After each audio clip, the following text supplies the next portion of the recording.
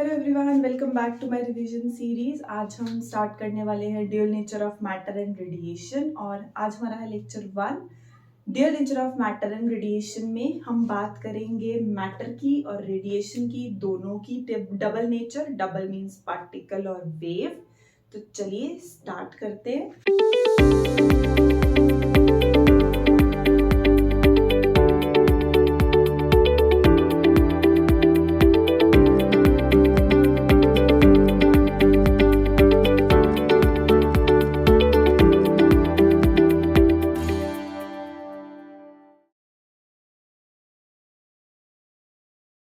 सबसे पहले dual nature of matter and radiation में हमारे पास रेडिएशन क्या होती है? एक तरह की लाइट होती है।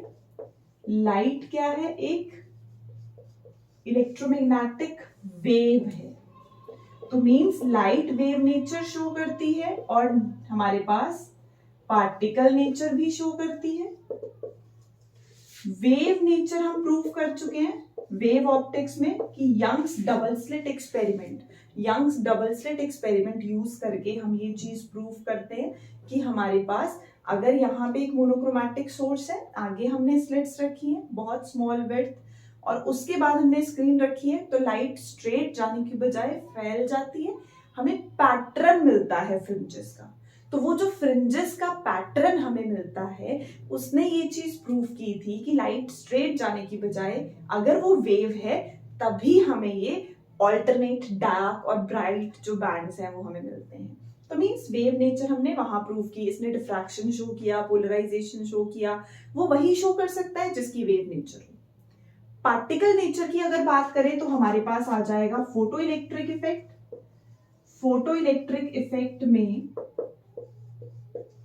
ये बोला जाता है हमारे पास 1905 में ये हमें आइंस्टीन ने क्या बोला कि हमारे पास वही चीज फोटो इलेक्ट्रिक इफेक्ट प्रूफ कर सकती है, शो कर सकती है जो पार्टिकल हो।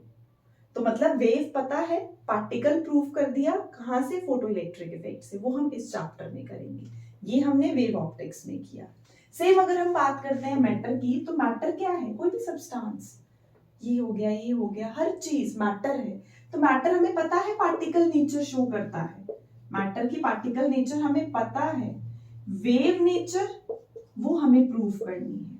मैटर वेव्स क्लास 11 याद करो। क्लास 11 में हमने बोला था 3 तरह की वेव्स, मैकेनिकल, इलेक्ट्रोमैग्नेटिक और मैटर वेव्स। मैटर वेव्स कौन सी होती हैं? जो भी किसी मूविंग पार्टिकल्स के साथ वेव एसोसिएटेड होती है वो कौन सी होती है? वो मैटर वेव होती है। तो हमने बोला हमें यहाँ पे लाइट का वेव पता है, पार्टिकल प्रूफ कर रहे हैं, लेकिन मैटर का पार्टिकल पता है, वेव प्रूफ करना है। वेव प्रूफ करने के लिए हमारे पास एक एक्सपेरिमेंट है। डेविसन और जर्मर ने ये एक्सपेरिमेंट करके वेव नेचर प्रूफ की थी। इन्होंने किस चीज के लिए लिया था? इलेक्ट्रॉन के लिए इसको लेके प्रूफ किया। उन्होंने बोला कि इलेक्ट्रॉन के लिए हमारे पास ये नेचर मींस वो वेव नेचर सेटिस्फाई करता है। इन्होंने डेविसन जर्मर ने ये इलेक्ट्रॉन के लिए प्रूव किया कि वो वेव नेचर शो करता है। तो मींस यहाँ वेव पता था, पार्टिकल प्रूफ किया, यहाँ पार्टिकल पता है, वेव प्रूफ कर रहे हैं। तो ये हमारे पास क्या है? Dual nature of matter and radiation है। ठीक है जी। नेक्स्ट बेटा हम आगे कर रहे हैं फोटो इलेक्ट्रिक इफेक्ट। तो फोटो इलेक्ट्रिक इफेक्ट हमारे पास क्या होता है? अगर हम बात करें फोटो इलेक्ट्रिक इफेक्ट की, फोटो इलेक्ट्रिक इफेक्ट है कि अगर हमारे पास फोटो इलेक्ट्रिक इफेक्ट स्टार्ट करेंगे, फोटो इलेक्ट्रिक इफेक्ट में हम बात कर रहे हैं फोटो इलेक्ट्रिक इफेक्ट। सपोज हमारे पास कोई मेटल सरफेस है, यहां हमने लिया मेटल सरफेस। मेटल सरफेस पे कोई भी लाइट रेडिएशंस आके फॉल की कुछ एनर्जी लेके आई। तो न्यूटन ने अपनी थियरी में बोला था, न्यूटन्स कॉर्पस्कुलर थियरी में उन्होंने बोला कि ये हमारे पास 1675 में ये थियरी दी थी कि लाइट में हमारे पास ना कॉर्पस्कल्स होते हैं। लाइट कॉर्पस्कल से बनी होती है। जो पार्टिकल्स होते हैं, पार्टिकल्स मासलेस, रिजिड, ये डिफरेंट शेप्स एंड साइजेस के होते हैं। और ये जो पार्टिकल्स आ रहे हैं हमारे पास, मींस ये कॉन्टिन्यूटी में, लाइट जो है कॉन्टिन्यूटी में ये पार्टिकल्स एमिट करती है, कॉर्पस्कल्स। उन्होंने बोला था speed of light denser medium में ज्यादा होती है, रेयरर में कम होती है, उन्होंने यहीं से प्रूव किया, बट लेटर ऑन ये थ्योरी गलत प्रूव हो गई। तो लास्ट में हमारे पास क्या आया, मैक्स प्लैंक ने बोला कि हमारे पास लाइट जो है वो फोटोन से बनी है, पैकेट्स आते हैं एनर्जी के, लाइट में एनर्जी के पैकेट्स आते हैं, मतलब कॉन्टिन्यूटी में नहीं आ रही है, पैकेट्स की फॉर्म में आ रही है। तो वो क्या थे हमारे पास, फोटोन्स थे।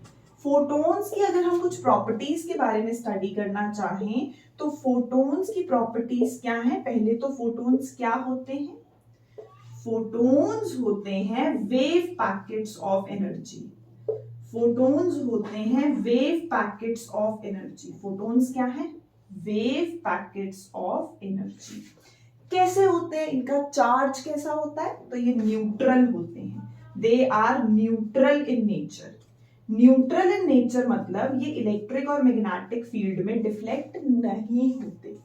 फोटोन्स कैसे होते हैं, न्यूट्रल होते हैं नेचर में, इलेक्ट्रिक मैग्नेटिक फील्ड में डिफ्लेक्शन नहीं शो करेंगे। कैसे चलते हैं, कितनी स्पीड से मूव करते हैं, तो ये मूव करते हैं स्पीड ऑफ लाइट की स्पीड से, मींस इनकी स्पीड भी सेम है 3 × 10⁸ मीटर पर सेकेंड इन एयर और वैक्यूम जो हम कंसिडर करते हैं, तो ये सेम है हमारे पास। फिर से फोटो इलेक्ट्रिक इफेक्ट क्या है, एनर्जी आएगी, किसी मेटल सरफेस पे फॉल करेगी, वहां से इलेक्ट्रॉन्स को बाहर निकालेगी, ये है फोटो इलेक्ट्रिक इफेक्ट।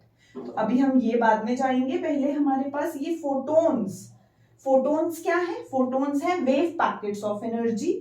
कैसे होते हैं, न्यूट्रल होते हैं नेचर में। कितनी स्पीड से चलते हैं, तो लाइट की स्पीड से चलते हैं, 3 × 10⁸ मीटर पर सेकेंड। ठीक है जी, अब कितना मास होता है इनका, तो मास तो इनका अभी तक मैकेनिक्स में डिफाइंड नहीं है, बट हम रेस्ट मास की बात करते हैं कि इनका रेस्ट मास कितना होता है। Using special theory of relativity हम ये फॉर्मूला यूज करते हैं, m = m0 1 - v²/c²। m0 क्या है, m0 है रेस्ट मास, m0 क्या है, रेस्ट मास है। m क्या है, m मास, जब कोई ऑब्जेक्ट कितनी स्पीड से मूव कर रहा है, v स्पीड से मूव कर रहा है, मास एट स्पीड v। अब अभी हमने बोला कि फोटोन्स कितनी स्पीड से चलते हैं, स्पीड ऑफ लाइट की स्पीड से चलते हैं, तो मींस क्या मैं यहाँ v² की जगह c² लिख सकती हूँ, तो मींस जब हमने c² पुट किया तो हमारे पास ये m0 कितनी, ये तो नॉट डिफाइंड है, m0 कितना आ गया, 0 आ गया। तो रेस्ट मास कितना होता है, 0 होता है। ये है हमारे पास फॉर्मूला। तो इसमें जब हम v को c पुट कर देते हैं, v को c पुट करेंगे तो m0 आ गया 0, तो मींस रेस्ट मास 0 है। फोटोन्स कैसे होते हैं, wave packets of energy. Photons कैसे होते हैं, न्यूट्रल होते हैं नेचर में, कितनी स्पीड से चलते हैं, इतनी स्पीड से चलते हैं, और स्पेशल थ्योरी ऑफ रिलेटिविटी के अकॉर्डिंग रेस्ट मास हमारे पास निकाल दिया हमने, कितना होता है, 0 होता है। तो ये हमने कैलकुलेट किया। नेक्स्ट, कितनी एनर्जी लेके आते हैं, तो इनकी जो एनर्जी होती है वो डेफिनेट होती है, ये definite energy and definite momentum carry करते हैं, definite energy and definite momentum carry करेंगे। एनर्जी कितनी होगी, एनर्जी होती है E = h²। तो मतलब ये जो फोटोन्स आ रही हैं ये कितनी एनर्जी लेके आ रहे हैं, h² एनर्जी लेके आ रहे हैं। इसको हम और कैसे लिख सकते हैं, hc/λ। तो मींस इसको कैसे लिख सकते हैं, hc/λ। h क्या है, प्लैंक्स कांस्टेंट, इसकी वैल्यू 6.6 × 10⁻³ जूल सेकेंड। ठीक है, नेक्स्ट मोमेंटम भी डेफिनेट होता है, तो p = h/λ। Lambda wavelength nanometre है ना, तो हमारे पास नैनोमीटर में इसकी वेवलेंथ होगी, प्लैंक्स कांस्टेंट हमें पता है, हम मोमेंटम बता सकते हैं। नेक्स्ट, यहां पे हमारे पास ये फोटोन आया, ये है आपका मैटर, उसके अंदर है पार्टिकल्स, मैटर पार्टिकल के साथ कोलाइड किया, कैसा कोलिजन कर रहा है ये हमें पता करना है, कैसा कोलिजन कर रहा है। तो मींस जब कोई फोटोन किसी मैटर पार्टिकल के साथ कोलाइड करेगा, फोटोन और मैटर पार्टिकल का कोलिजन होगा तो उनका जो हमारे पास कोलिजन होता है वो कैसा होगा, इलास्टिक होगा। इलास्टिक मतलब ये मेरा सिस्टम है, ये आया फोटोन, यहाँ पे है मेरा मैटर के पार्टिकल्स, इन दोनों का जो कोलिजन है वो कैसा है, इलास्टिक है। ये मेरा सिस्टम बन गया, ये मेरा सिस्टम बन गया दोनों को मिला के।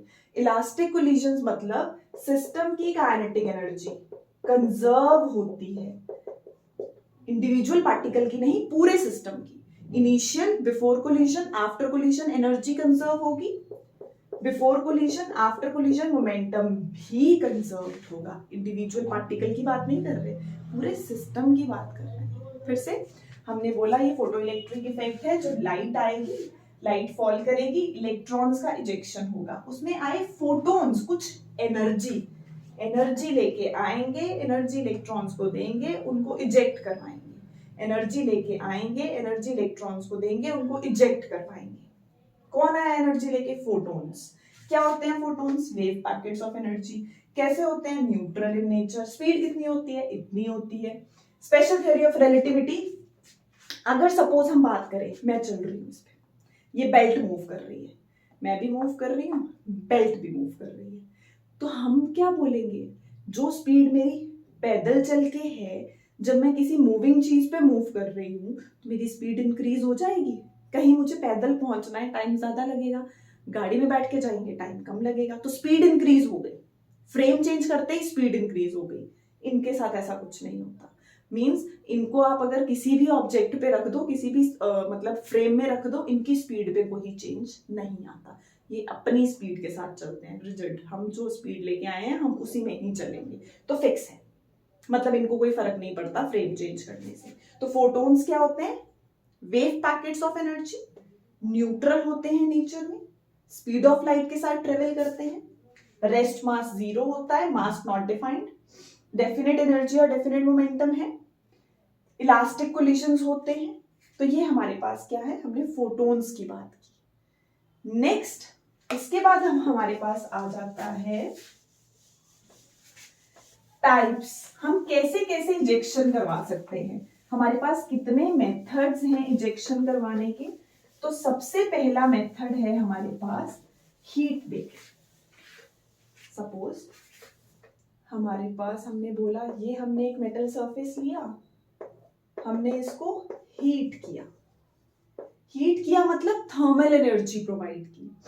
थर्मल एनर्जी प्रोवाइड की तो उस एमिशन को बोलते हैं thermionic emission.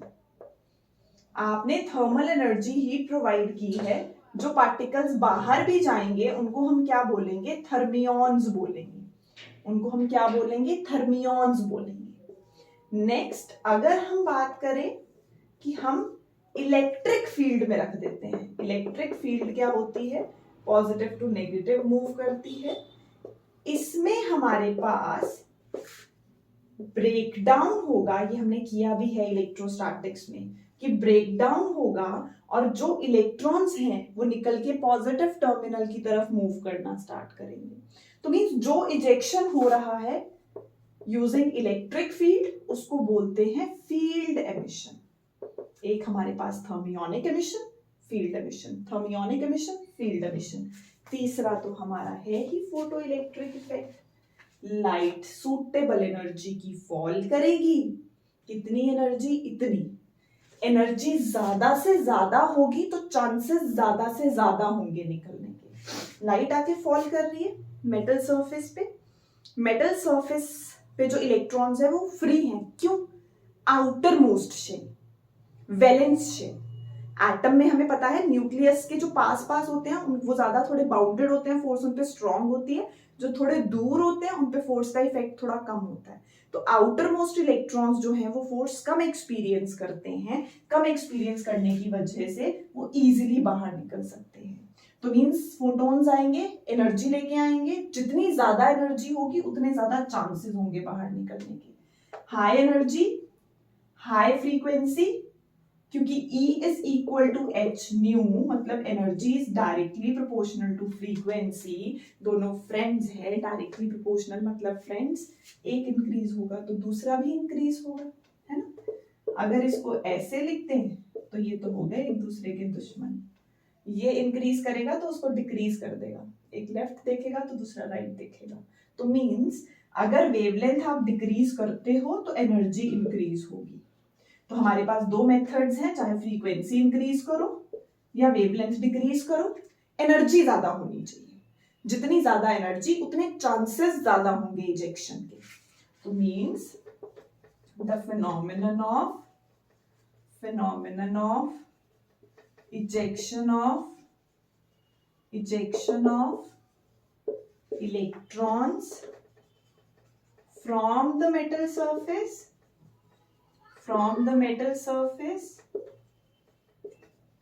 when a light